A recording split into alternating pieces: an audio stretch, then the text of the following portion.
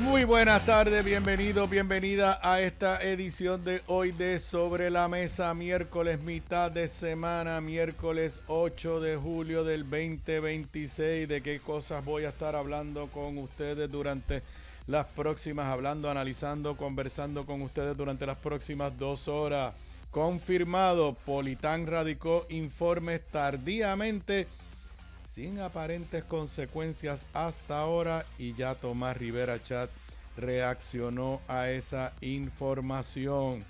Además, Norberto Almodóvar, el que tiene 2 fiscales especiales independientes designadas, habla en las redes sociales. No creo que eso es lo más que le convenga al gobierno y a la gobernadora en este momento. Senador Héctor Joaquín Sánchez denuncia represalias al negarle destaques y se une a la senadora de Ponce, Jamie Barlucea, que había hecho expresiones similares ayer. Los de Carraízo siguen sin agua y en riesgo de racionamiento 13 embalses, y la situación parece que se sigue complicando.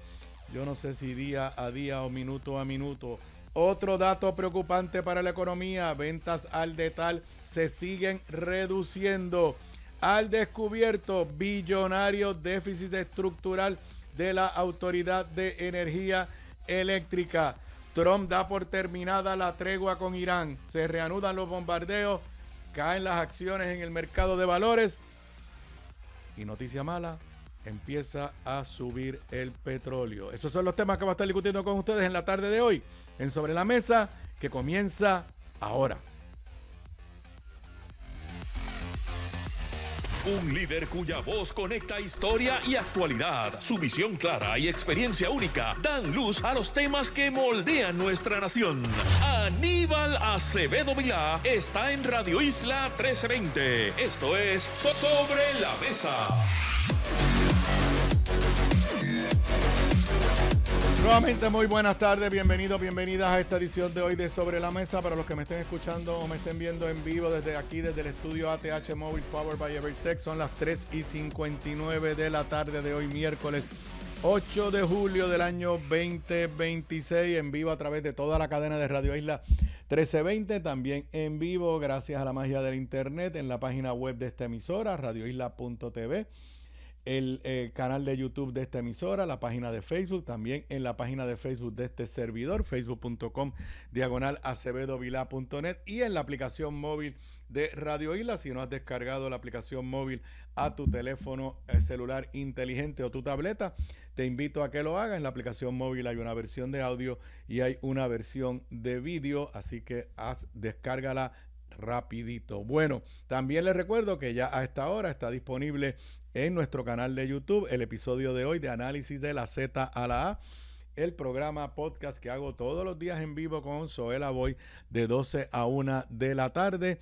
Nos puedes ver en vivo a través del canal 11.2, 84 de Liberty, pero si no nos viste en vivo, vas a nuestro canal Análisis de la Z a la A y ahí está la versión de hoy, analizando las noticias con el estilo de Zoe y de este servidor. Si no te has suscrito, registrado en ese canal, vas en el buscador, escribes Análisis de la Z a la A en YouTube, le das ahí a la campanita, queda registrado. Eso es perfectamente gratis y te llegará un aviso cada vez que haya un video en vivo o grabado. Busca el episodio de hoy y déjanos tus comentarios. Bueno, todos los días, aquí todos los días, se quiera o no se quiera, hay que hablar de Politán, del escándalo en el Departamento de Desarrollo Económico, del despido de la renuncia de Sebastián Negrón Reichard, algunos de esos eventos desarrollados y que son básicamente un escándalo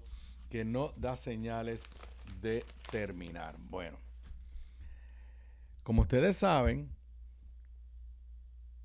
uno de los nuevos episodios de este escándalo es que recientemente nos enteramos que Politán, además de ser una firma de cabilderos poderosísima en los gobiernos del PNP y extremadamente poderosa en este gobierno de Jennifer González, firma que era propiedad totalmente de el hoy secretario de la Gobernación, Francisco Domenech. Y pues sabíamos que sí, que Politán tenía clientes privados, ustedes recordarán que continuamente ellos hacen la aclaración de que ellos no tienen contratos con el gobierno, porque eso no es lo que hace un cabildero, sino simplemente pues el cabildero representa a una empresa, a una compañía, puede ser porque quiere que se apruebe o no se apruebe una pieza legislativa o porque quiere que de alguna forma se consideren los servicios que la empresa da por una agencia de gobierno, pero el cabildero lo que ayuda es que esa gestión que quiere la empresa privada se logre, y si es un contrato, pues el contrato se lo lleva a la empresa privada. El cabildero, la firma cabildero, cobra lo que haya acordado con la compañía privada. Así que continuamente nos decían que Politán no tenía contratos con el gobierno. Y hasta hace 2 semanas yo creía que eso era cierto. Hace yo creo que ya 2 semanas nada más, descubrimos, porque se filtró, que Politán desde el 2017 tiene un contrato con el gobierno, ¿sí? Un decreto de exención contributiva. Y eso es un contrato. Es un contrato donde no es que te pagan dinero, sino te dan un beneficio contributivo extraordinario. No es ilegal, pero es un contrato con gobierno, y los contratos con gobierno pues tienen toda una serie de regulaciones. ¿Por qué nos enteramos que Politán tenía un contrato, tenía un decreto contributivo desde el 2017, decreto bajo la ley antes 2022, ahora la ley 60, para la exportación de servicios? Porque en el último día de su función como director de la Oficina de Incentivos Contributivos del Departamento de Desarrollo Económico, el licenciado Ernesto Zayas terminó en su último día una auditoría de Politán sobre si habían cumplido con las condiciones de su decreto, y ese mismo día, me parece que fue el 2 de junio, sí, el 2 de junio, le envió esa auditoría a Lefranc Fortuño, Roberto Lefranc Fortuño, subsecretario del Departamento de Desarrollo Económico, puesto allí en ese puesto por Francisco Domenech, donde le informaba que Politán no había cumplido con las leyes, los reglamentos y lo que dice el decreto de rendir unos informes sobre sus actividades, que había que rendirlo todos los años, pero más importante, por lo menos para mí, que tampoco había cumplido con un mandato de ley de que para tú vender una compañía que tiene un decreto, tú tienes que 30 días antes decírselo al Departamento de Desarrollo Económico y pedirle autorización.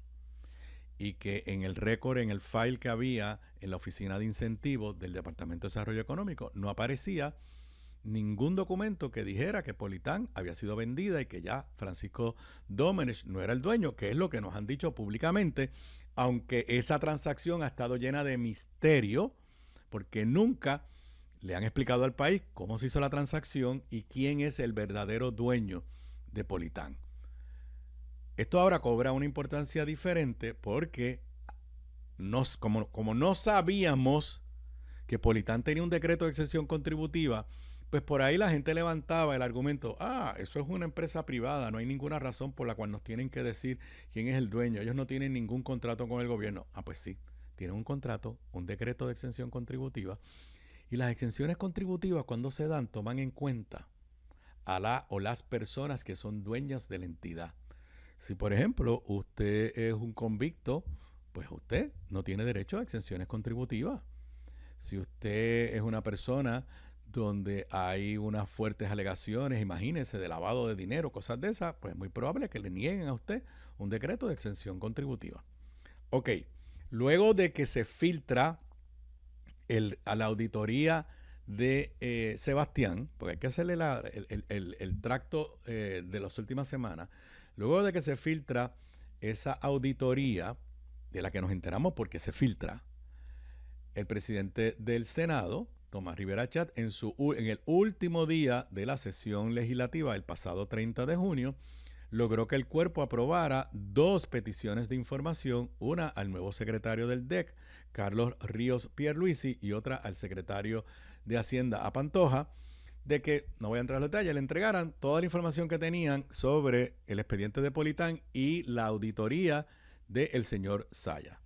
Ya habíamos discutido que hoy es miércoles, el lunes el secretario del DEC le envió una carta al presidente del Senado contestando las preguntas, pero lo más importante que le dijo es que él había ordenado una auditoría de novo, una auditoría nueva, from scratch, como dirían en inglés, y que esa auditoría se terminaba hoy, 8 de julio, pero que luego pasaba un comité que iba a evaluarla, hacer recomendaciones, que tenía 5 días, pero que esos 5 días eran prorrogables por 5 días más. Esa era la información que teníamos hasta ayer. Hoy el periódico El Nuevo Día, y si te puedes poner ahí la nota de la sección de negocios, está en la página 24 de la edición impresa, nos da un título que nos dejó a todos pasmados. Politán radica informes tardíos tras señalamientos del DIDEC. Es una nota de Efraín Montalbán Ríos, y yo voy a tratar de explicarla de la forma más sencilla posible, porque aquí los hechos son un poco complicados. Zayas nos había dicho que Politán no radicó los informes que requiere la ley y el decreto para los años 2020, 2022, 2023 y 2024. En todos esos años, el dueño de Politán era Francisco Domenech. También nos dijo que no habían radicado el informe o la petición de venta de los activos, de que ya el dueño de Politán no era Francisco Domenech. ¿Qué sucede? Que en la carta que le envían al presidente del Senado, el Departamento de Desarrollo Económico sí incorporó unos anejos. Voy a ser bien honesto, yo no he visto el original de la carta, tampoco he visto los anejos, pero el periodista Efraín Montalbán Ríos del Nuevo Día se metió a examinar y estudiar los anejos.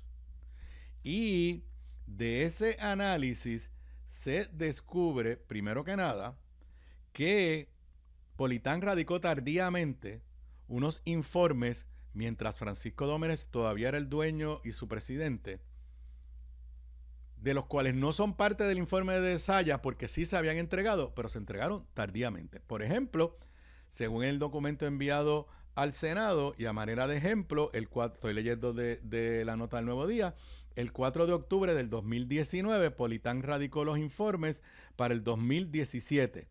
Y el 13 de octubre del 2021, la firma de cabildeo presentó el informe para el año contributivo 2018. Usted dirá, bueno, pues los presentó. No, lo que pasa es que el mandato de ley y de los decretos es que tú tienes que presentar esos informes 30 días después que presenta su planilla. Partiendo de la premisa de que Politán cumplió con su obligación contributiva, therefore, por ende, que la planilla del 2017 se presentó en o antes del 15 de abril del 2018, pues entonces el informe se tenía que presentar en o antes del 15 de mayo del 2018 y se presentó el 4 de octubre del 2019, año y medio tardío.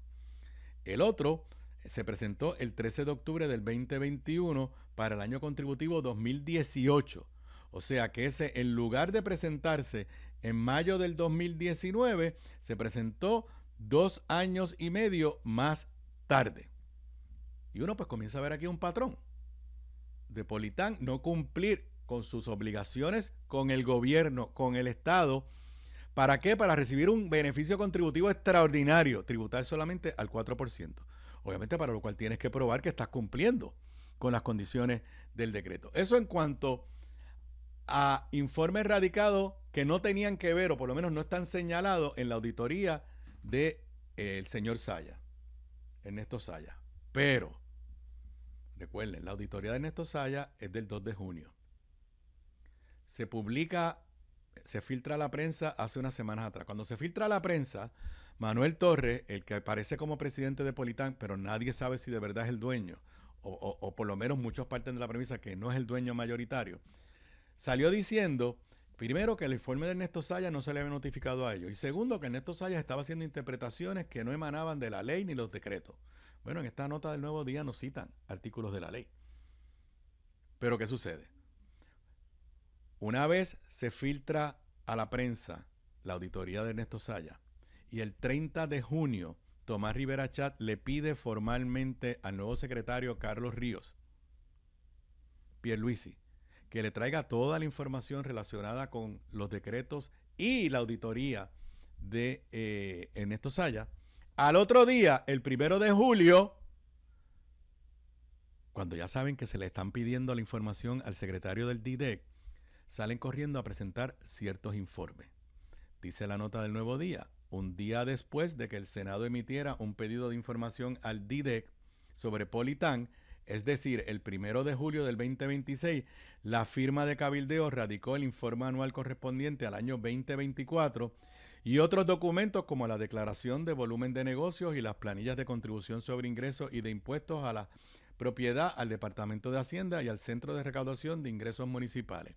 Las radicaciones, según el documento que está en el anejo que le entregaron a Tomás, se tramitaron entre las 2:29 p.m. y 4:55 p.m. de ese día.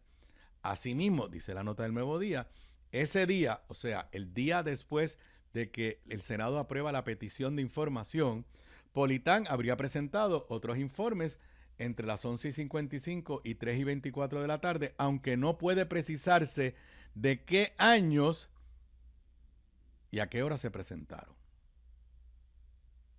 Ok. Además de eso, dice la nota del Nuevo Día que no aparece en los anejos ningún informe sobre el cambio de dueño. Y aquí, recuérdense que la versión oficial es que Politán cambió de dueño el 31 de diciembre del 2024. Aquí el periódico El Nuevo Día hace una contribución y nos cita la ley. La transferencia de un decreto o de las acciones, propiedad u otro interés de propiedad en un negocio exento deberá ser previamente aprobada por el director. Se refiere al director de la Oficina de Incentivos. Si la misma se lleva a cabo sin la aprobación previa, el decreto quedará anulado desde la fecha en que ocurrió la transferencia. Lee la sección 6070.61 del Código de Incentivos. Pero tiene una excepción. No obstante, el director de la oficina podrá aprobar retroactivamente cualquier transferencia sin aprobación previa cuando a su juicio las circunstancias del caso así lo meriten, tomando en consideración los mejores intereses de Puerto Rico. Con la información que tenemos hasta ahora, parecería que luego de que el Senado hizo la petición de información, Politán ha radicado quizás todos los informes que de los años que Zayas había dicho que estaban en descubierto, 2020, 2022, 2023 y 2024, pero súper tardíamente. Pero es bien importante, los habrá presentado Manuel Torres, pero son los informes de los años que Francisco Dómenech era el dueño total de Politán. Además, por lo menos de lo que sabemos hasta ahora y escudriña el Nuevo Día en los anejos, no aparece el informe y la solicitud de transferencia de titularidad de las acciones de Politán. Ok. Hasta ayer yo estaba defendiendo la posición de Carlos, el nuevo secretario, Carlos Ríos Pierluisi, de que sí hacer una auditoría de novo era lo correcto para que no dijeran que aquella auditoría la hizo Ernesto enfogonado cuando ya se iba y bla, bla, bla, bla, bla, bla. Pero ¿cuál es el problema que yo tengo? Que al momento de decir que va a ser una auditoría de novo, Carlos Ríos Pierluisi ya sabía que la gente de Politán había entregado todos o algunos de los documentos que al 2 de junio, cuando Ernesto Zayas hizo su auditoría, no los había entregado. Por ende, a uno lo que le da es la sospecha de que la determinación de hacer una auditoría de nuevo es para que ahora la auditoría diga, ups, cumplieron, aunque fue un poquito tarde. Cuando lo que pudo haber hecho Carlos Ríos Pierluisi fue decirle al Senado, cotejamos y es cierto, al 2 de junio no habían entregado ninguno de los documentos que decía Ernesto Zayas en su auditoría que no se habían entregado. Pero a la fecha de hoy han cumplido parcialmente con esto, con esto y con esto y con esto, y le informo que estamos haciendo una evaluación de qué acciones tomar por esta radicación tardía. Pero, primero, el secretario Carlos Ríos nos dijo que él no sabía nada de la auditoría hasta el 26 de junio o 27 de junio, que fue que se filtró a la prensa, a pesar que la tenía el subsecretario Roberto Lefranc Fortuño desde el 2 de junio y que él llegó y juró al cargo el 22. Y repito lo que dije el primer día que todo esto se filtró. Bueno, el lunes cuando llegó la carta de Carlos Ríos Pierluisi. Que eso es lo que él dice. Yo no sabía nada de esto. A Lefranc Fortuño lo tienen que votar. Lo tienen que sacar.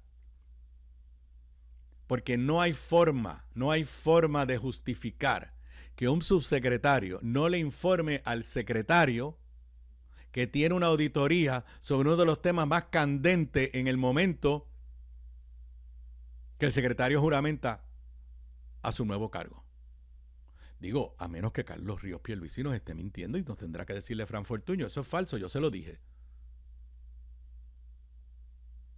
Pero lo que ahora es inexplicable, porque alguien se va a creer el cuento que cuando el lunes Carlos Ríos Pierluisi le mandó la carta a Tomás Rivera Chat diciéndole voy a hacer una auditoría de nuevo, alguien se puede creer el cuento que en ese momento él no sabía que Politán había radicado estos documentos el 2 de julio, el día después de la petición de información, el 1 de julio, perdón, el día después de la petición de información del Senado. Obviamente, no soy yo, no es usted quien se le levanta sospecha. En medio de todo esto, y perdonen, también el secretario de Hacienda, ayer, si te puedes poner la nota de Hacienda, le contestó su petición de información al Senado y le dice, mira, yo no tengo nada que hacer con esas planillas porque si hay algún problema con el decreto, primero tiene que ser el DDEC quien nos los informe. Y creo que hasta ahí, hasta ayer, el secretario de Hacienda está en lo correcto. Pero, como era de esperarse, Tomás Rivera Chat respondió temprano en la mañana. Si puedes poner ahí la nota ahora, el de Tomás.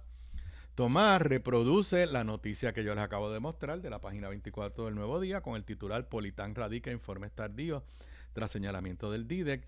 Lo acompaña con un audio, un vídeo y audio, no se los paso, pero es la parte bien cortita cuando Tomás está haciéndole preguntas a Carlos Ríos Pierluisi en el día de su confirmación, donde él dice que él jamás se va a dejar presionar, ni que sé yo qué, por nada ni nadie. Y Tomás publica hoy un Buenos Días Puerto Rico, cortito, pero contundente. La auditoría, entre comillas, de nuevo a Politán en el DDEC incluirá la oportunidad que se le dio de erradicar informes y documentos tarde todo en mayúscula, entre paréntesis, luego de la auditoría original, cierra paréntesis, idéntico que con el caso de las planillas tardías en mayúscula de Verónica Ferraioli y otros allegados de Fortaleza. Tapan el chanchullo y pa'lante. Aguardaremos por la fenomenal explicación que ofrecerá el DDEC y el Departamento de Hacienda. A esto le añado que en la nota de Efraín Montalbán Ríos en el Nuevo Día, el periodista dice que según las fuentes que él consultó, no es algo normal que se eche el zafacón una auditoría y se haga una auditoría de nuevo. Dice la nota de Efraín, hoy la Oficina de Incentivos para Negocios, OIN, debe completar la auditoría de nuevo ordenada por Ríos Pierluisi, quien en un acto novel en la agencia, según fuentes que solicitaron anonimato, habría dejado sin efecto una auditoría previa que señala incumplimientos contra un beneficiario del Código de Incentivos de Puerto Rico. De las primeras cosas que debe hacer Carlos Ríos Pierluisi es decir cuántas veces se han hecho auditorías de nuevo en ese departamento. Y lo segundo, no Tomás Rivera Chat, el país entero va a estar esperando no solamente lo que diga la auditoría, sino las interpretaciones legales, si van a ser estrictas o acomodaticias de la consecuencia de lo que aparentemente es un claro comportamiento de no cumplir con los requisitos de ley establecidos por la Ley 60 y en el propio decreto que se le dio a Politán. Regreso con más luego de la pausa.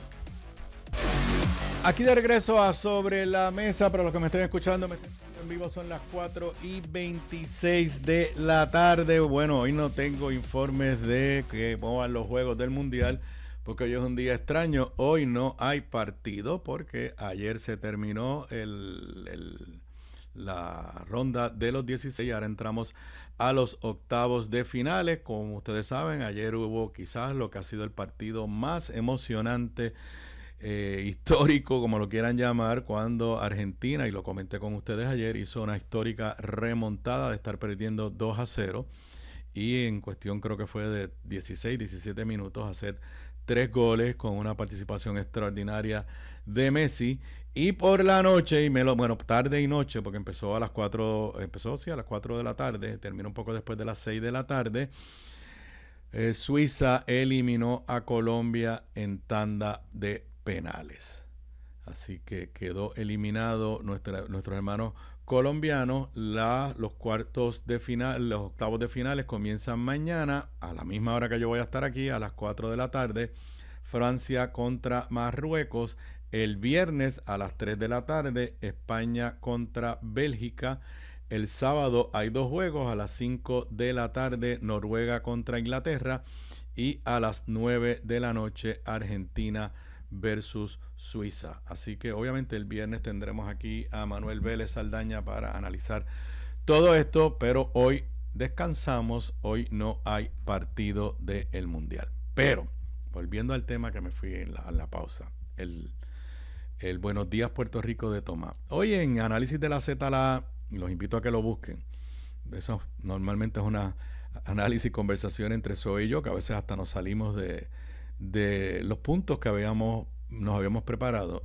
Nos fuimos en una divagación de si estamos viendo un Tomás Rivera Chat diferente o qué significa esta cruzada de Tomás Rivera Chat contra la corrupción en el gobierno de Jennifer González, y cómo eso le podría beneficiar o no beneficiar en una posible primaria, en una posible postulación para la gobernación de Puerto Rico en el futuro. No voy a repetir, les invito a que vayan y busquen en nuestro canal de YouTube, Análisis de la Z a la A, esa parte donde Zoe y yo entramos en ese análisis y discusión. Pero lo traigo porque curiosamente el periodista Rafael Lenín López, hoy que no hay mundial en Telemundo, está promoviendo en sus redes sociales una edición especial de su programa, Primera Pregunta que se llama, quiero citarlo correctamente, con Tomás Rivera Chat a las 9 de la noche. Asimismo, Primera Pregunta, presidente del Senado Tomás Rivera Chat, horario especial 9 p.m. Y el post de Rafael Lenín López es: hablará hoy Tomás Rivera Chat. Así que es evidente que Tomás tiene toda una estrategia. Es evidente que lo que está, o sea, alguien podrá decir por ahí que Tomás tiene una persecución política contra la gobernadora. No, Tomás está reaccionando a los errores, a las barbaridades, a los que se descubre la prensa, a lo que descubre Sebastián Negrón Reichard. Si él se ha convertido en el principal fiscalizador de Jennifer González, es porque Jennifer González hace cosas que hay que fiscalizarlas. Así que, interesante, y repito, vayan a Análisis de la Z en nuestro canal de YouTube, pero les adelanto, Zoe decía, él empezó el cuatrenio como siendo el líder de las causas ultraconservadoras en Puerto Rico. Sin embargo, lleva unos meses que ha dejado a un lado un poco esas causas y pues se ha convertido en el líder en contra de la alegada corrupción en el gobierno de Jennifer González. Y hablando de la alegada corrupción en el gobierno de Jennifer González, en momentos, esto es increíble, en momentos que Norberto Almodóvar, que es uno de los protagonistas de este escándalo, de los muchos que ha habido en esta administración, para los que se confunden con los nombres, Norberto Almodóvar era el director de la Oficina de Gerencia de Permisos, que Sebastián Negrón Sebastián Negrón Reichard despidió de su puesto, lo devolvió a su puesto de carrera, pero lo suspendió sumariamente porque de una investigación independiente en el bufete del exdirector de ética Irán Morales el testimonio de 2 empleadas de la Oficina de Gerencia de Permisos, se convenció Sebastián de que don Norberto había tratado de traquetear con una solicitud de propuesta para una campaña publicitaria con $2 millones en fondos federales. Ese es el origen de todo este episodio que tiene que ver con el Departamento de Desarrollo Económico y que involucra a Francisco Domenech, porque según las 2 empleadas y los testimonios de las 2 empleadas, de las cosas que decía Norberto Almodóvar y su ayudante, que también está bajo investigación del FEI, era que esa compañía a la que ellos estaban impulsando que le dieran la subasta o la solicitud de propuesta, era la compañía escogida por la Fortaleza, y cuando se habla de la Fortaleza, pues todo el mundo interpreta que es o la gobernadora o Francisco Domenech. Luego de que pasamos esa primera parte del escándalo, el referido al fiscal especial independiente, la determinación del fiscal especial independiente de nombrarle unas fiscales especiales a Norberto y a creo que la señora Newman de apellido. Vino la próxima etapa, porque así actúa este gobierno para complicarse ellos mismos, y fue la que hemos discutido en los últimos días, que se descubrió, porque fue que se descubrió, que a Norberto le habían dado un destaque en la oficina del secretario del Departamento de la Vivienda. Pues en medio de que Norberto es otra vez eje de controversia por esto del destaque, pues Norberto se le ocurrió hoy hablar. No dio una conferencia de prensa, no llamó a ningún programa de radio, puso un post larguísimo en la plataforma de redes sociales LinkedIn, que es esta plataforma mayormente para negocios. Esto no es X, ni es Facebook, ni es TikTok. Esto es básicamente para negocios. Y puso un post larguísimo, no lo voy a leer, ahorita voy a ponchar un párrafo, y básicamente es quejándose que lo han declarado culpable en los medios de comunicación y en las redes sociales, que la prensa del país lo ha enjuiciado sin respetar el derecho a la presunción de inocencia, y pues un poco se queja de la prensa y se queja de la prensa y de las circunstancias. Mire, o sea, él era un funcionario público, y los que hemos sido funcionarios públicos, pues ¿sabes qué? Nos pasa eso. Y uno no puede echar la culpa a la prensa. Pero yo leí a ver si en la historia había algo sustantivo, y si te puedes poner ahí el párrafo que me llamó la atención, que es donde único habla un poco de lo que se señala contra él. Dice Norberto Almodóvar: aún así he decidido confiar en algo más fuerte que el ruido mediático, los hechos, porque las investigaciones verdaderamente serias no descansan sobre especulaciones, ni pueden sustentarse exclusivamente en informes preparados por contratistas de las propias agencias involucradas en los referidos, o en cartas sin juramentar, desprovistas de documentos, evidencia o pruebas que respalden sus afirmaciones. Bueno, primero está impugnando la investigación preliminar que hizo el bufete del exdirector de ética, Irán Morales. Bueno, le tengo que decir a don Norberto que Sebastián hizo más de lo que normalmente se hace para referir a alguien al Departamento de Justicia. Normalmente, Norberto, lo que se hace es que se le dice al secretario o secretaria de Justicia: mira, aquí tengo 2 empleadas que me dijeron que fulano de tal está traqueteando, y yo te mando una cartita, yo, secretario, diciéndote que por favor investigue y entreviste a esas 2 empleadas, y si te convence, pues procede. Las 2 empleadas no solamente hablaron con Norberto, no solamente hablaron con Sebastián, fueron entrevistadas por la abogada del bufete, que curiosamente es una ex fiscal o trabajó en el panel del FEI. Y entonces decir que porque alguien es un bufete contratado por una agencia de gobierno, pero si así es que, ven acá, Norberto, ¿y quién contrató a las fiscales especiales independientes? La oficina del fiscal especial independiente. Sigo a su contestación. Y dice desprovistas de documentos, evidencia o pruebas que respalden sus afirmaciones. Hay mensajes de texto. Y obviamente a todas estas personas, las fiscales deben estar tomando las declaraciones juradas en este momento. Sigue, una investigación rigurosa debe construirse sobre evidencia objetiva, documentos verificables, testimonios confiables y un análisis verdaderamente independiente e imparcial de los hechos. Solo así es posible alcanzar conclusiones justas, respetuosas del debido proceso y compatibles con los principios más elementales del Estado de Derecho y de la justicia. Le tengo que decir a don Norberto que todo el mundo que ha sido referido a justicia y después a un panel del FEI pasa por exactamente lo mismo que él está pasando. Todo el mundo. Ciari Pérez Peña pasó por eso y finalmente le nombraron un FEI. Todavía no lo han acusado. Todavía no sabemos cuál es el resultado de la investigación del FEI y lo mismo le va a pasar a él.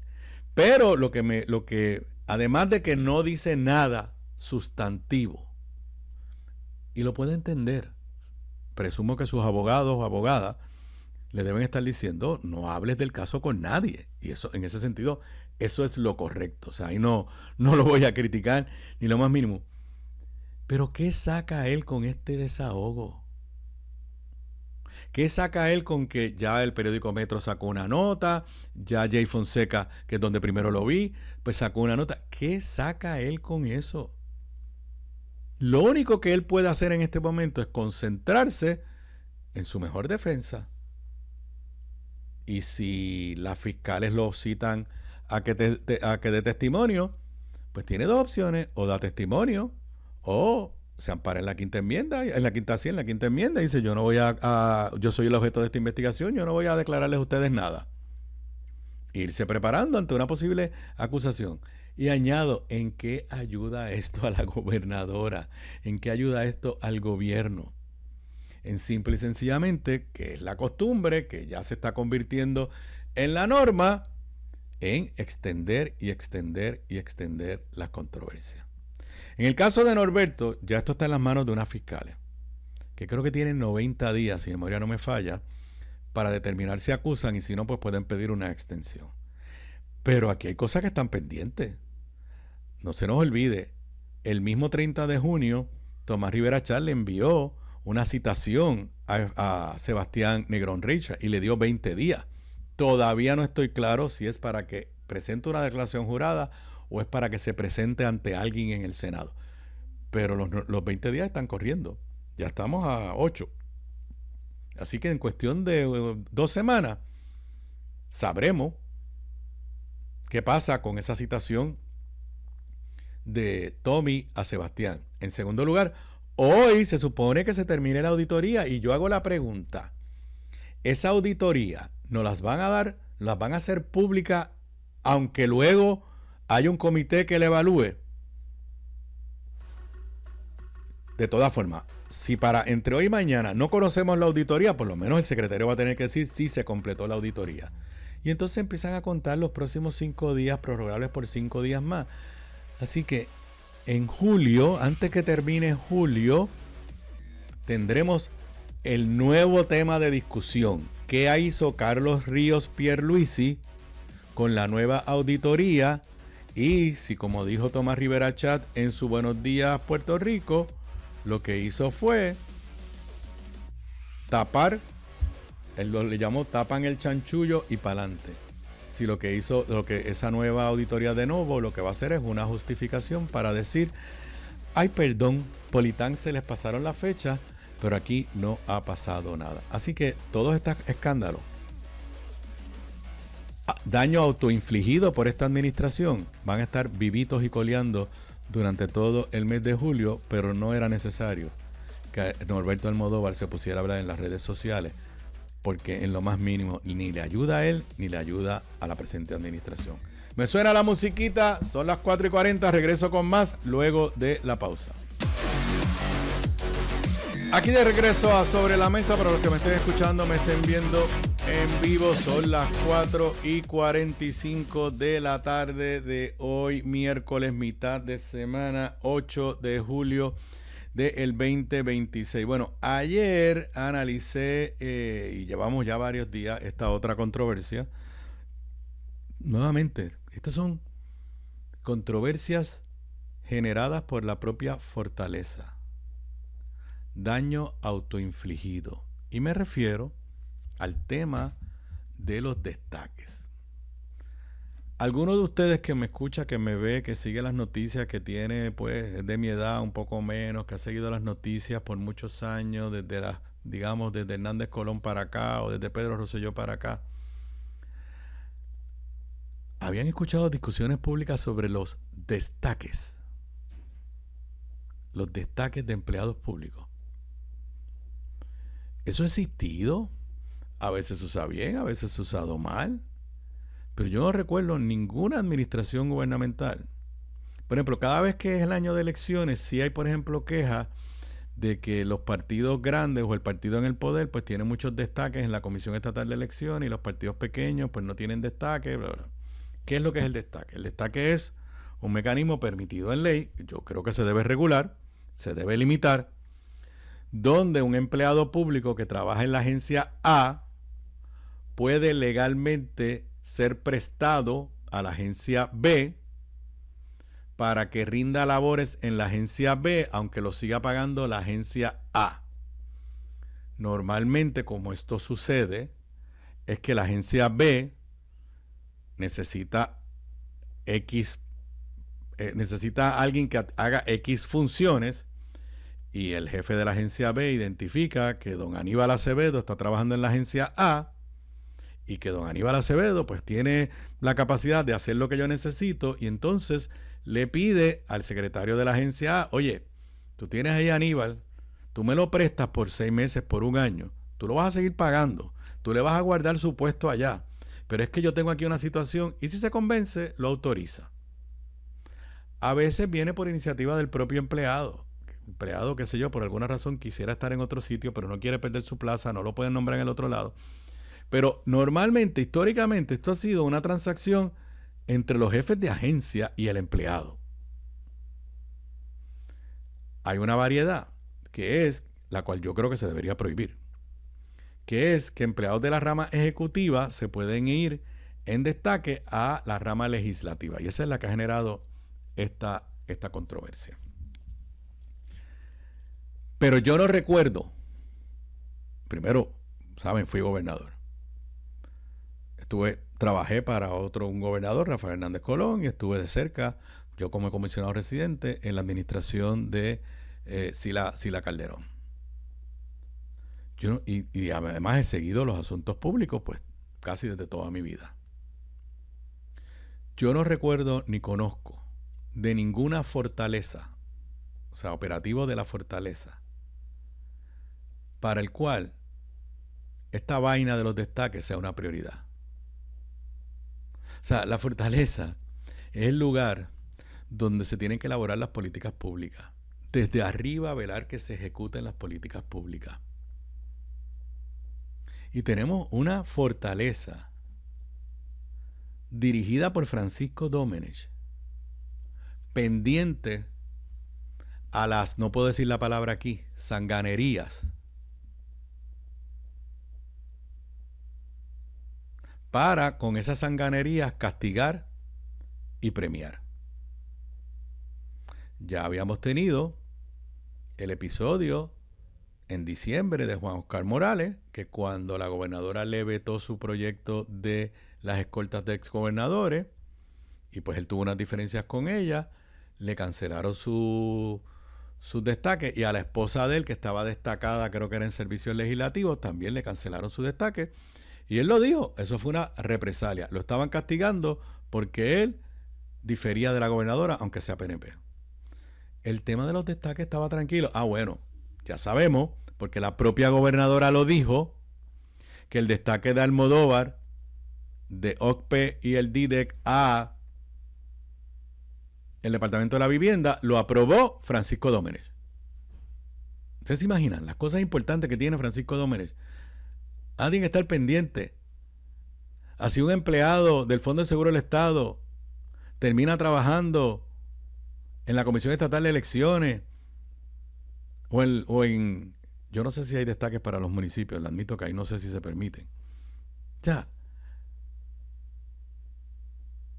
Ya ayer discutimos aquí extensamente el caso de la senadora Jamie Barlucea, que hay que pues retrotraerse. Es el episodio que empezó en la comisión total del director de acueducto, cuando la senadora entró allí casi visiblemente afectada de que su empleado, que estaba por destaque y que trabajaba en la Autoridad de Acueductos y Alcantarillado, le dice que Abel Nazario lo amenazó y básicamente le exigió: dile a tu jefa que se calle la boca, que deje de estar criticando o te vamos a cancelar el contrato. Y creo que le enseñó una lista de empleados que estaban destacados en el Senado que los iban a cancelar.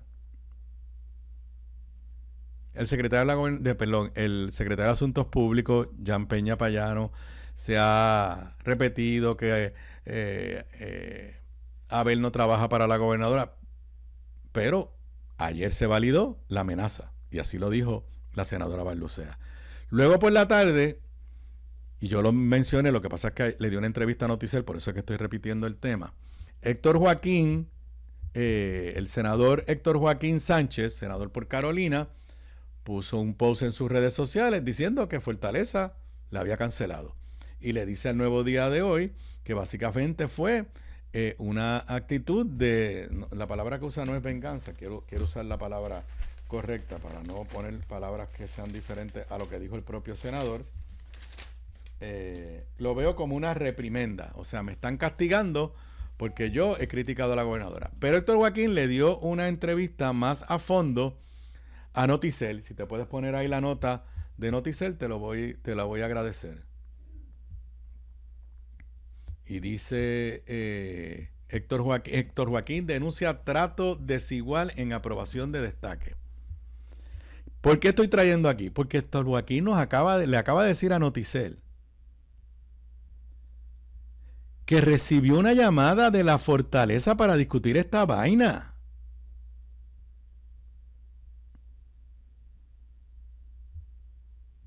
Dice por aquí, déjeme leerlo aquí. En entrevista con Noticel, el legislador sostuvo que recibió una llamada del secretario auxiliar de la Gobernación, el licenciado Carlos Rivera Justiniano, notificándole que 4 empleados no continuarían destacados y que la decisión respondía a una determinación de la Fortaleza. O sea, un gobierno donde la gente se queja que no se resuelven sus problemas, tiene al secretario auxiliar de la Gobernación, licenciado Carlos Rivera Justiniano, perdiendo el tiempo, decidiendo junto con Francisco Domenech quién puede ir a trabajar a la oficina de un legislador PNP y quién no.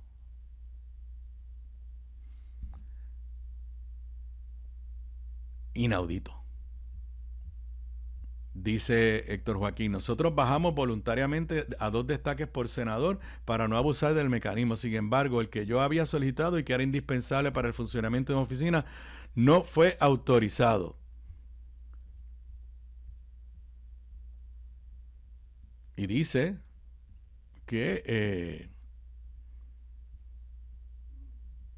recordó, obviamente, dice, yo reconozco que es una decisión de la gobernadora. Honestamente, yo no sé de dónde sacan que los destaques es una decisión del gobernador. Los destaques debe ser una decisión entre los 2 jefes de agencia.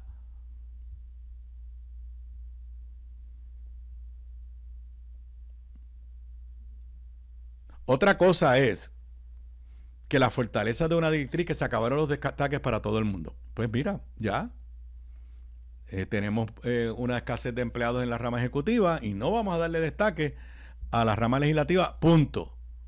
Pero no. Dice la nota de noticias, el legislador fue más allá al asegurar que quienes han disentido públicamente de algunas decisiones del Ejecutivo son los primeros afectados. Los disidentes somos los primeros en la línea de fuego. Cuando levantamos banderas sobre asuntos que entendemos están mal, se nos castiga.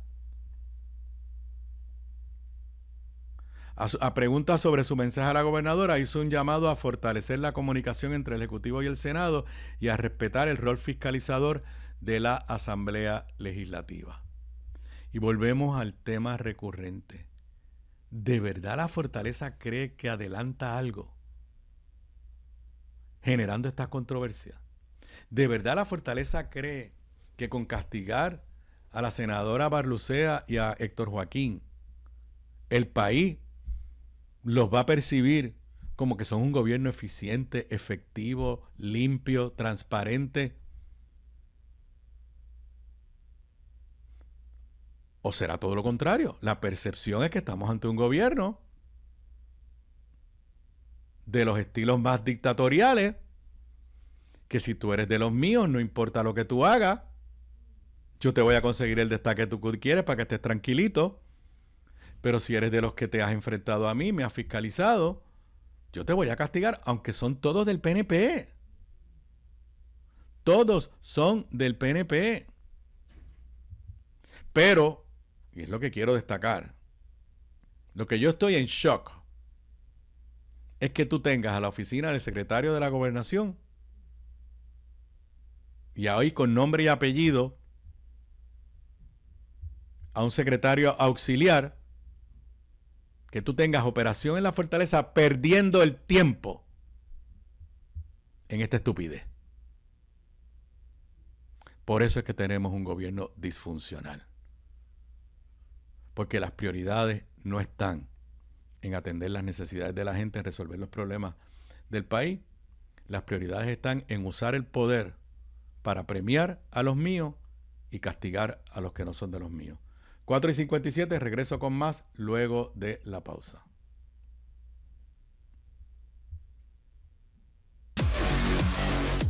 Aquí de regreso a Sobre la Mesa. Para los que me están escuchando, me están viendo en vivo, son las 5:02 de la tarde de hoy, miércoles 8 de julio del 2026. Iniciamos la segunda hora de esta edición de hoy de Sobre la Mesa. Bueno, yo creo que ya está confirmado lo que dije, y otros lo han dicho hace ya varias semanas atrás, que la Autoridad de Acueductos y Alcantarillado se estaba convirtiendo en el Luma, de lo que fue Luma para Pedro Pierluisi, se está convirtiendo para Jennifer González en lo que fue Luma para Pedro Pierluisi. Como cuestión de hecho, creo que en uno de los programas de comedia, no sé si es en Raymond y sus amigos, hicieron un sketch básicamente de eso.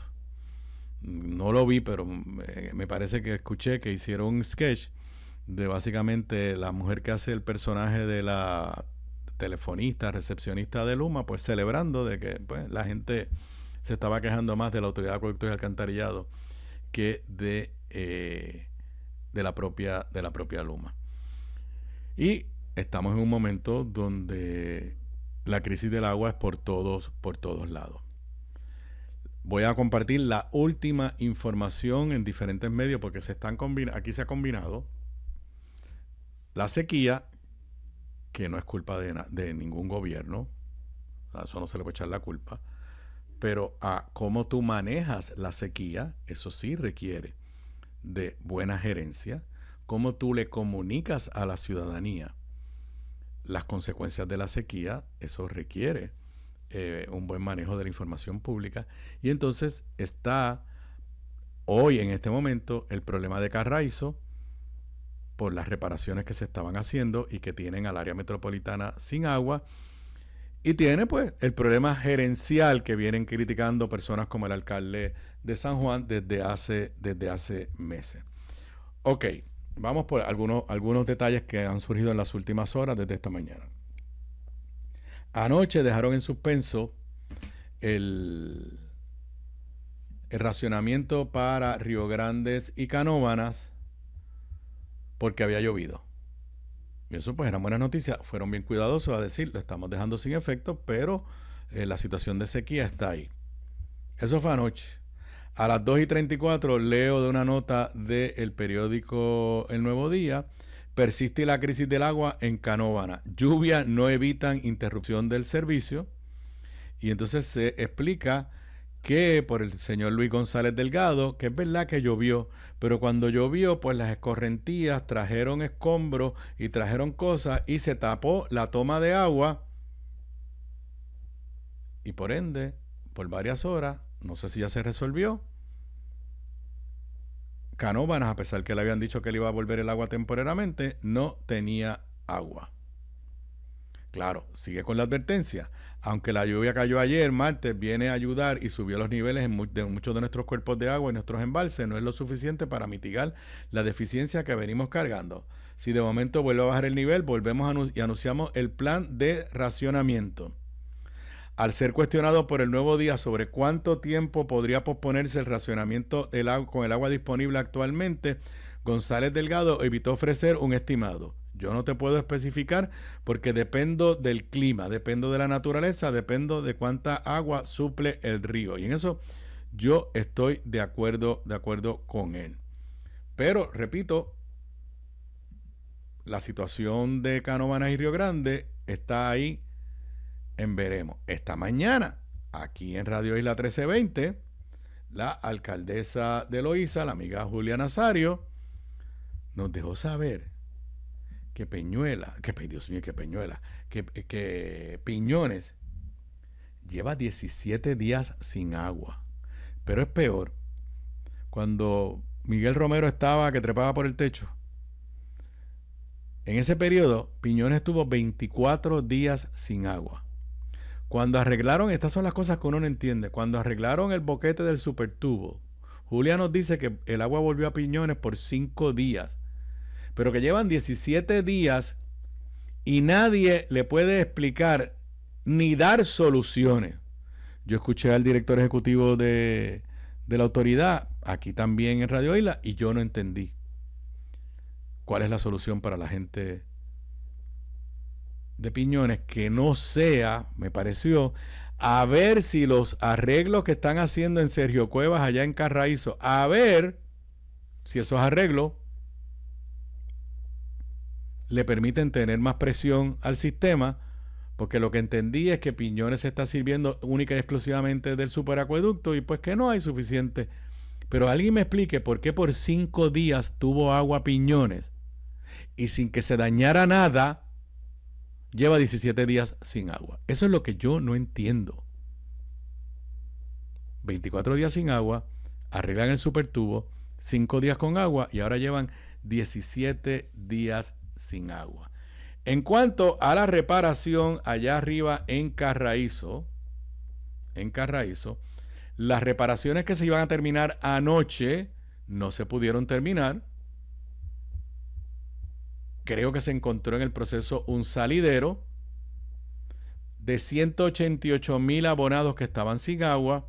La última información que tengo, vuelvo y repito, la última, podría haber una información más reciente que yo no tengo aquí a la mano, es que todavía había 148 clientes sin agua porque se descubrió un salidero en la planta de Sergio Cuevas.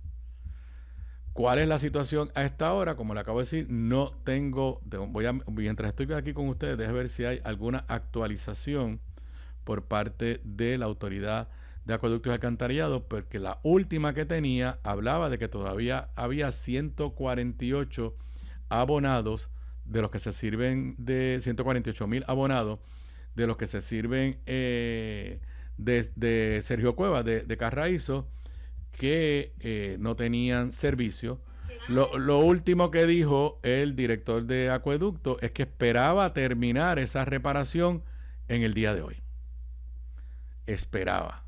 A las 5:09 de la tarde no les puedo decir que los trabajos en Carraízo y en Sergio Cuevas se han resuelto. Cuando nos digan que se terminaron los trabajos, pues podremos entonces anticipar que el agua va a volver a San Juan y a otras áreas. Lo otro, que sí lo habíamos anticipado ayer, pero ya se tiene más detalle, es que la gobernadora nos está diciendo, y ahí sí te puedes poner el próximo clip, que hay 3 embalses en observación. Carraízo, que no tiene nada que ver, una cosa es lo de hoy, lo de ayer y hoy. Lo de ayer y hoy es porque, y eso lo aplaudí, Luma iba a hacer unas reparaciones eléctricas que iban a dejar a Carraízo sin agua, y la autoridad dijo, pues aprovecho que me voy a quedar sin energía eléctrica, y por ende no voy a poder operar Sergio Cuevas. Bueno, pues aprovecho y hago unos arreglos de mantenimiento, a unos filtros, no sé qué, que me va a ayudar a aumentar la capacidad y darle más presión al sistema. Pero aparte de eso, Carraízo está bajo observación. El lago de Sidra está bajo observación y Toabaca está bajo observación. La gobernadora ha dicho claramente que de continuar esa baja hay 13 municipios en riesgo. Y mire que 13 municipios son. Nada más y nada menos que San Juan, nuevamente Loíza, Carolina, Trujillo Alto, Villalba, Ponce, Juanadías, Coamo, Santa Isabel, Sidra, Caguas, Aguas Buenas y algunas partes de Guaynabo. La gobernadora tuvo una reunión ayer con lo que le llaman el Comité de Sequía, creo que es que así se le están llamando. Y el otro dato importante es que la gobernadora ahora se comprometió, después que dijo que el anuncio del domingo para el lunes para Río Grande y Canóvana era algo adecuado. La gobernadora recogió vela y en esa conferencia de prensa dijo que si se va a entrar un área en racionamiento, lo van a anticipar con 48 horas o con 2 días de anticipación. Así que la crisis del agua va para largo. La combinación de incapacidad administrativa, infraestructura deteriorada, esa no se la voy a negar, que es parte del problema,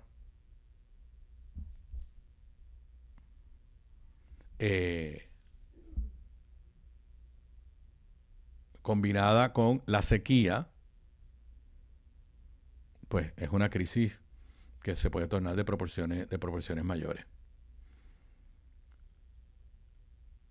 Los alcaldes yo creo que están hasta el cuello tratando de sustituir en lo que puedan o de aminorar la crisis en diferentes sectores. Somos una población que ha envejecido rápidamente. La cantidad de hogares de ancianos es impactante, donde los servicios de agua potable son más que indispensables. Algunos tienen cisterna, otros no tienen cisterna. Así que estamos ante una crisis real, en medio de un liderato en la Autoridad de Acueductos y Alcantarillado, en el cual el país no confía. Quien único confía en el liderato actual de la Autoridad de Acueductos y Alcantarillado es la gobernadora. Tú no encuentras, la alcaldesa de Morovis está contenta y llegó a un acuerdo y retiró su demanda, pero tuvo que demandar. Pero tú no encuentras ni a líderes del PNP que con entusiasmo te apoyen y te respalden la gestión del actual liderato de la Autoridad de Acueductos y Alcantarillado. Ojalá y llueva. Pero me parece, estamos entrando a mitad de la primera semana de julio, segunda semana más o menos, semana y media. Y al paso que vamos, cuando llegue el periodo de comenzar las clases en agosto, y ahí sí que sería una crisis de proporciones mayores, cuando tengamos el inicio de clases, nuestros niños y niñas regresando a las escuelas y las escuelas sin agua, lo que eso significa para la salud, para la convivencia en nuestras escuelas. En una noticia que acaba de romper, estoy buscando acá, me llegó el alerta.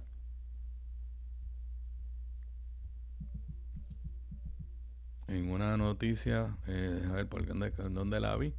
Pero aparentemente el tribunal en Cagua no encontró causa contra el baloncelista de los Cangrejeros de Santurce, Walter Hodge, en el caso de violencia. Aquí está. Ahora, Tribunal de Caguas no encuentra causa para juicio contra Walter Hodge Jr. en caso por violencia de género. Leo la nota de Alex Figueroa. El Tribunal de Caguas determinó en la tarde del miércoles no causa contra el baloncelista en un caso por cargos de violencia de género, mientras la Fiscalía de Caguas informó que solicitará una vista en alzada. La determinación surgió luego de que la querellante relatara las manifestaciones que recibió por parte de Hodge en la noche del 16 de junio a través de mensajes de texto, voz y en una llamada telefónica. La mujer testificó que el canastero le profirió múltiples palabras soeces y de índole sexual después de reclamarle por un viaje al estado de Florida. Asimismo indicó que Hodge le envió mensajes acompañados por fotos de los documentos de una demanda de divorcio. Estaba agresivo, declaró la querellante, quien indicó en varias ocasiones los insultos recibidos. Agregó que también le dijo que iba a poner todas las fotos y videos de la intimidad que nosotros tenemos y que le envió mensajes que había compartido con otras personas. A preguntas del fiscal Pedro Juan Mateo Casado, expresó que se sintió asustada, amenazada y humillada.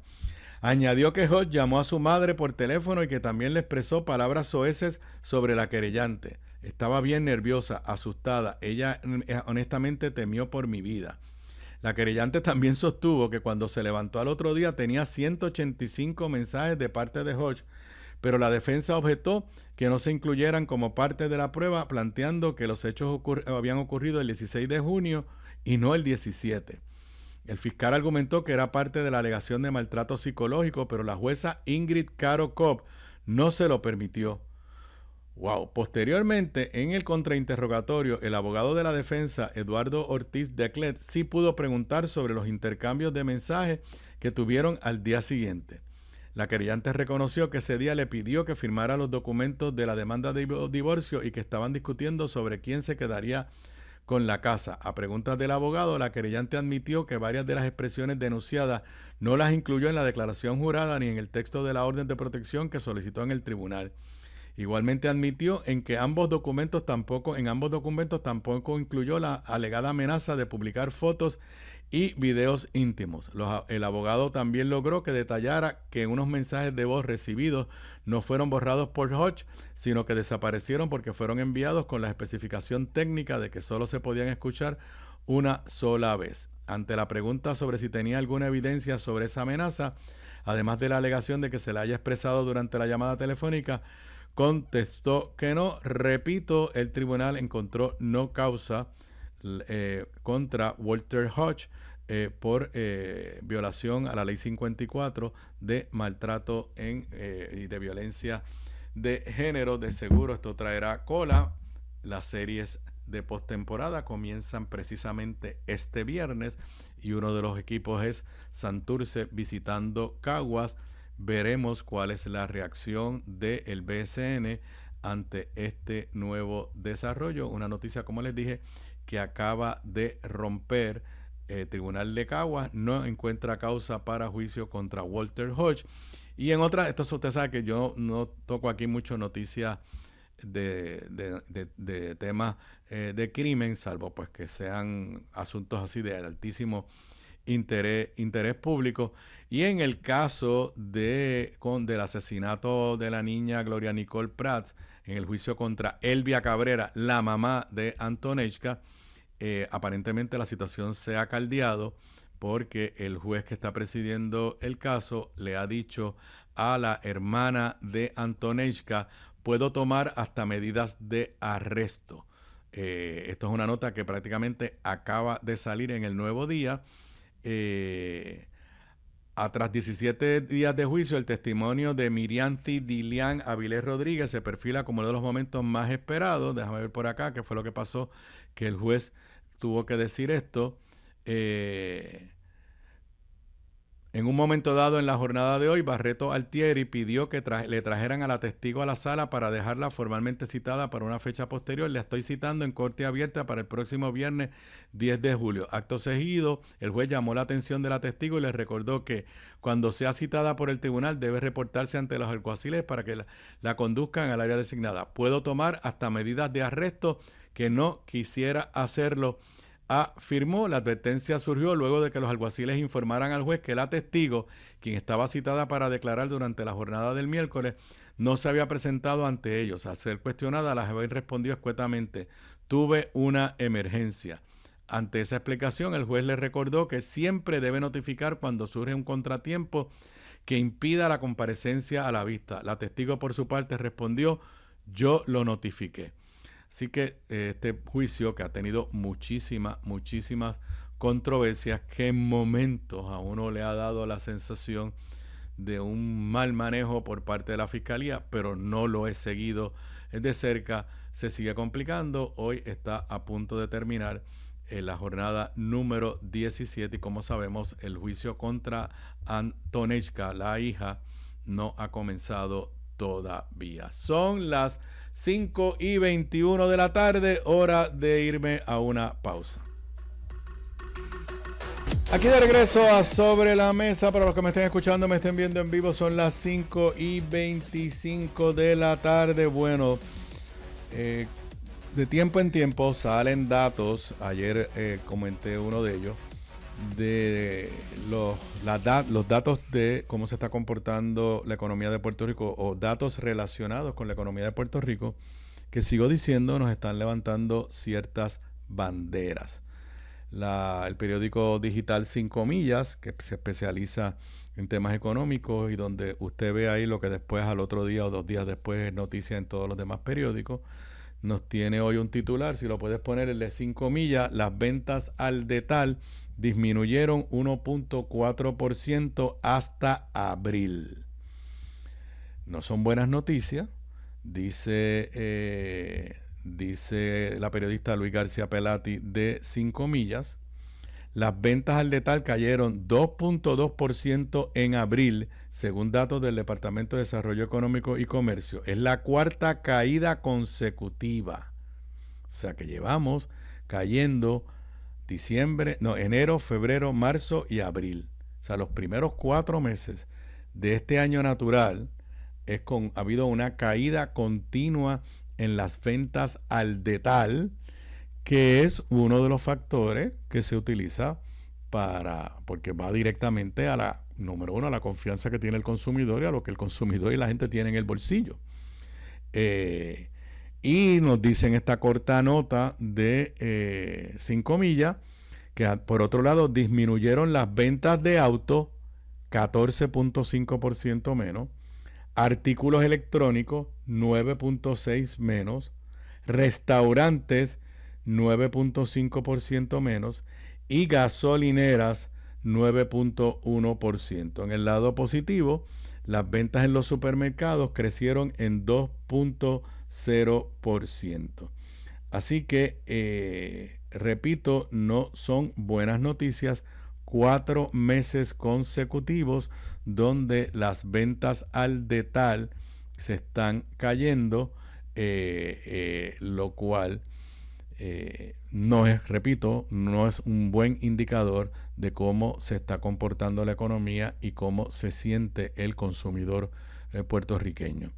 Obviamente hemos visto otros estudios, primero otros datos que validan esta tendencia de freno en la economía. Nadie está diciendo que estamos en recesión, pero definitivamente estoy convencido, hay una desaceleración de la economía de Puerto Rico, que nunca ha logrado salir de la crisis que comenzó desde más o menos mediados de la primera década de este siglo. Y aunque hemos tenido años de cierto crecimiento económico, nunca ha sido un crecimiento continuo y sostenido. Además, y esta es la gran preocupación, y lo he dicho anteriormente, todo el crecimiento económico que ha vivido Puerto Rico, el que haya vivido, es simple y sencillamente por la transferencia de fondos federales post María.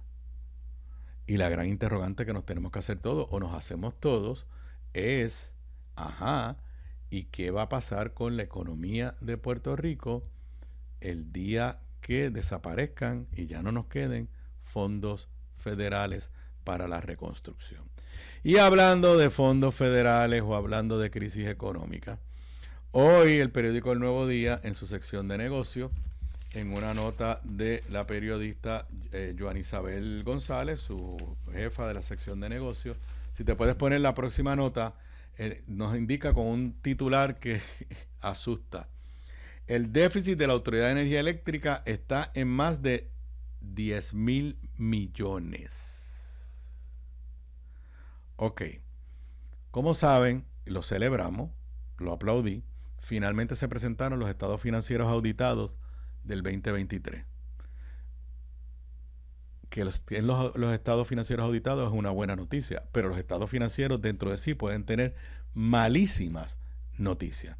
Y Joan Isabel se echó al cuerpo el estado financiero de la Autoridad de Energía Eléctrica, y en esta historia, en la página 27 del periódico, y la nota en la edición online tiene hasta algunos párrafos que eliminaron, presumo yo, por falta de espacio en la versión del periódico, pues tiene unos datos escalofriantes.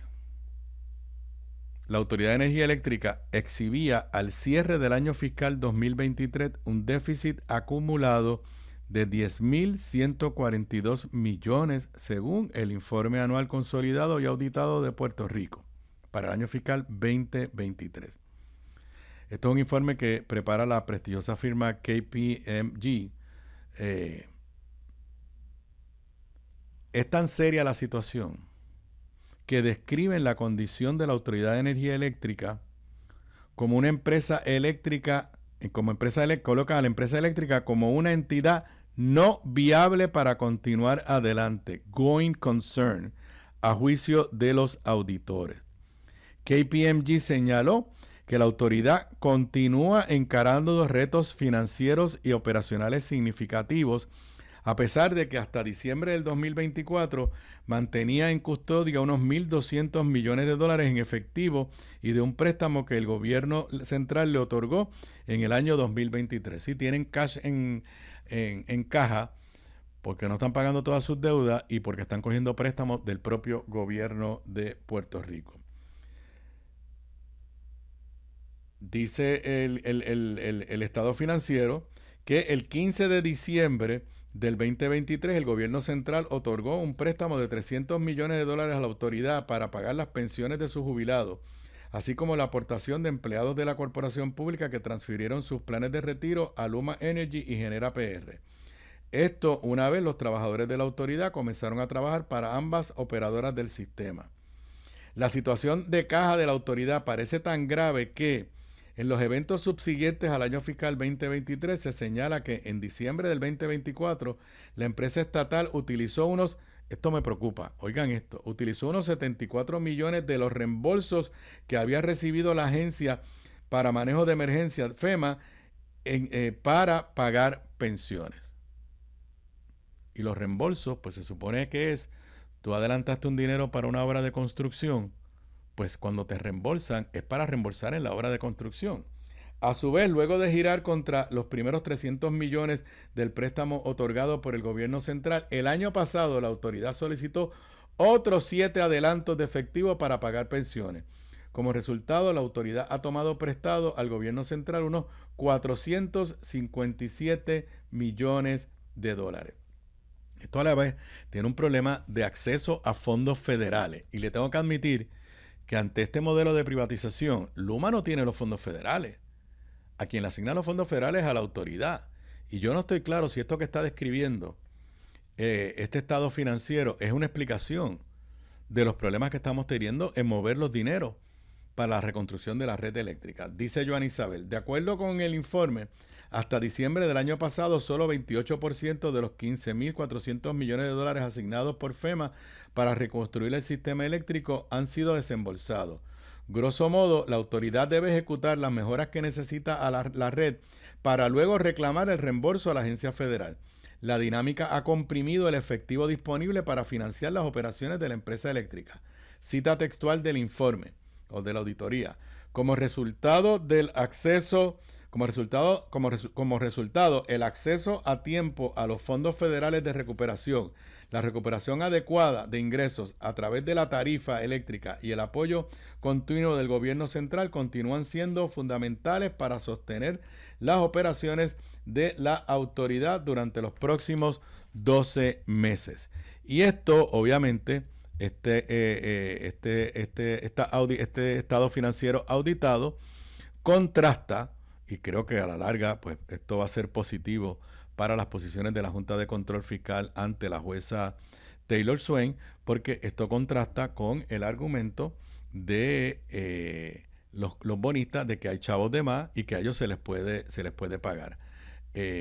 Dice aquí la nota: los datos provistos por el estado financiero distan del cuadro financiero que han estimado los bonistas de la autoridad. Los bonistas organizados de la corporación están convencidos de que la autoridad cuenta con dinero para pagarles. También aseguran que la autoridad ha utilizado dinero que debió destinarse al pago de la deuda para otros fines y por ello reclaman el pago total de la deuda por concepto de principal e intereses. Y como ustedes saben, pues esta es una de las grandes disputas. Ok. Nadie niega que la autoridad esté en quiebra. Pero este es el estado financiero del 2023.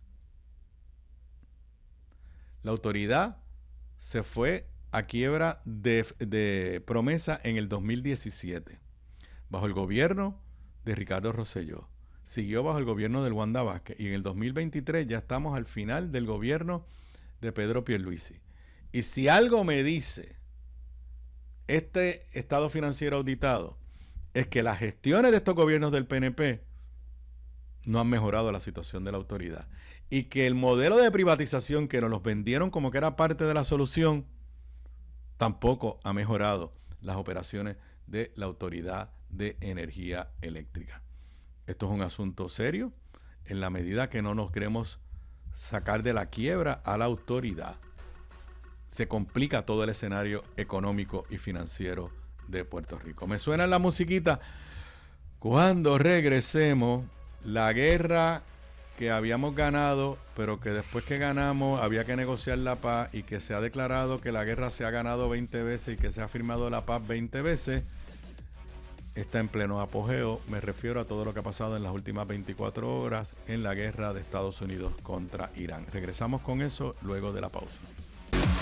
Aquí de regreso a Sobre la Mesa, entrando en el último segmento de la edición de hoy. Los que me estén escuchando o me estén viendo en vivo, son las 5:42 de la tarde. Bueno, llevamos varios días que no habíamos hablado de la situación allá en el Mediano Oriente y la guerra en Irán, porque las cosas estaban bastante calmadas.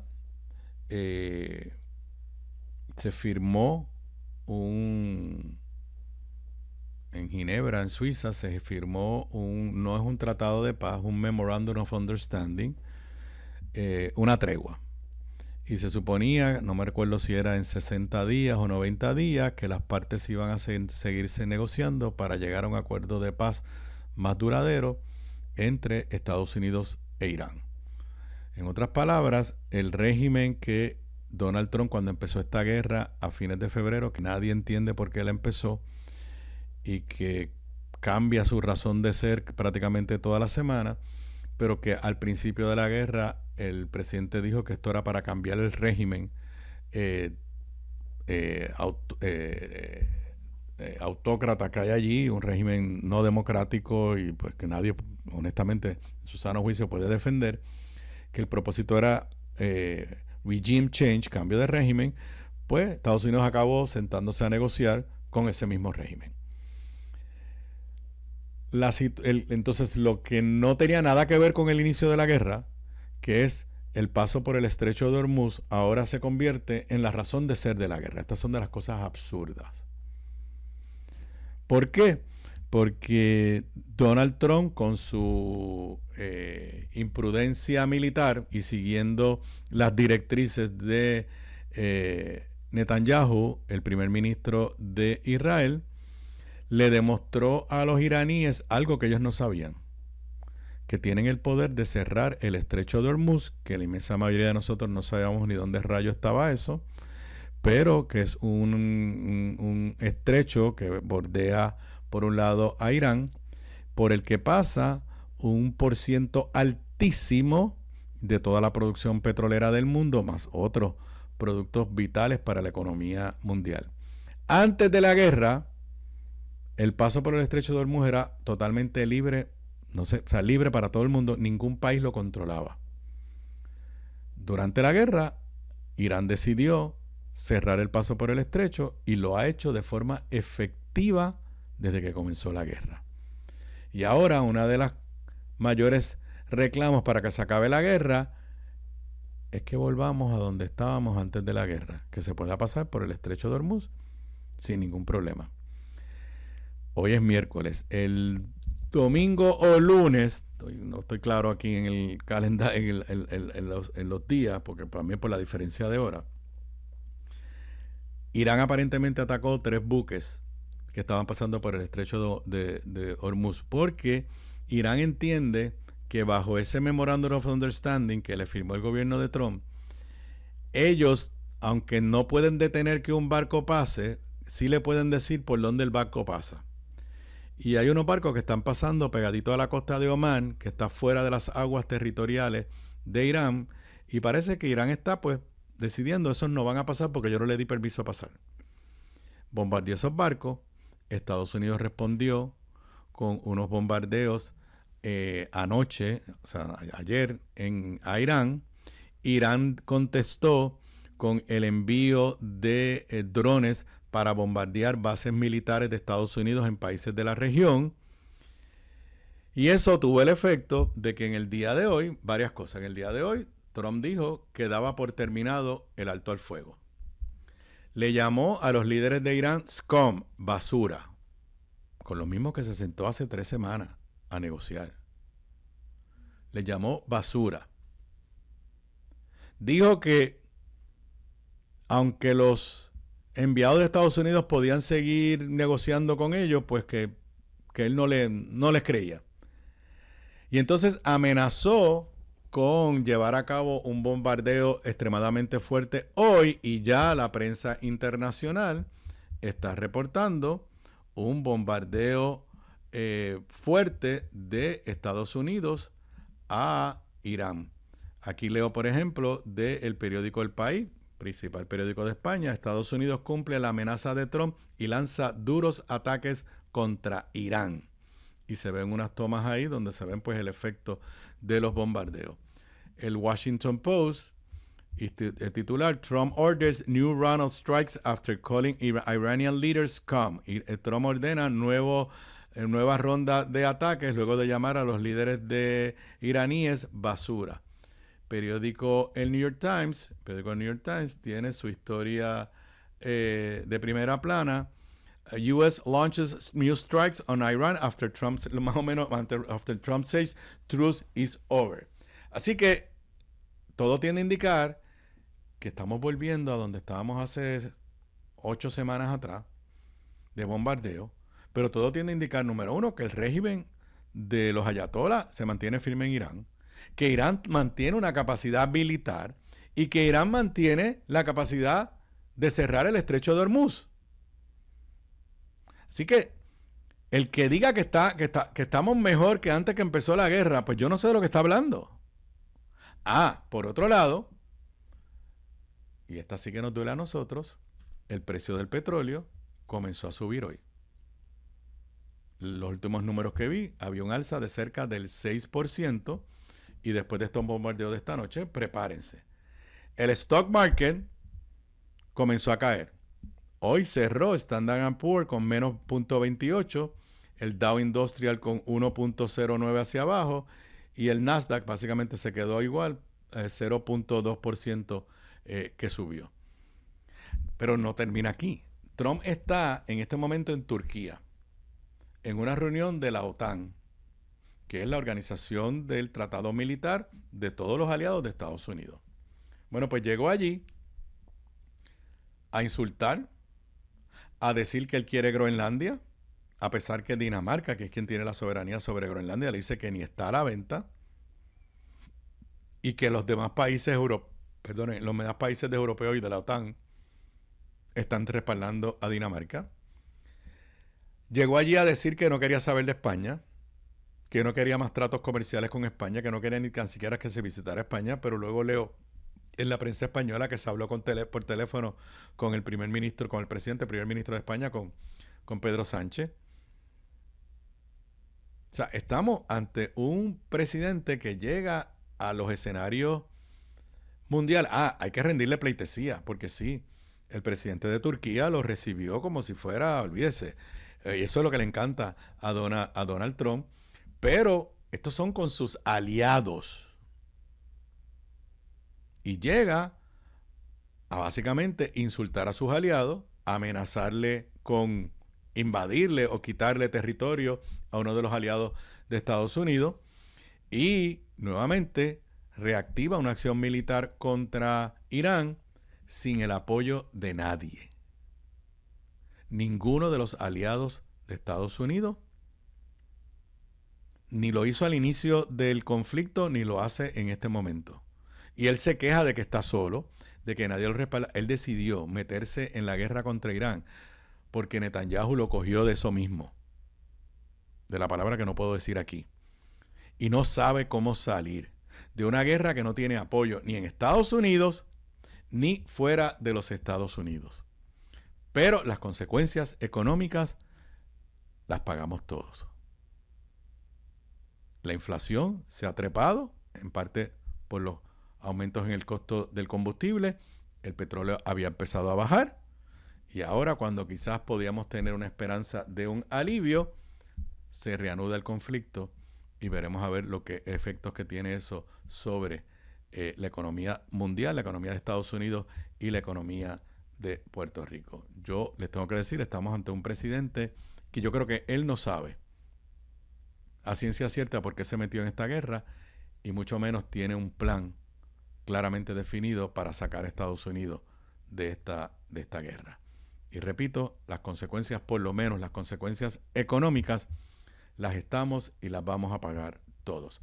Son las 5:52, con eso yo me retiro por hoy. Ustedes y yo nos volvemos a ver mañana jueves. No hay mundial de fútbol hoy. Que tengan todos y todas muy buenas tardes.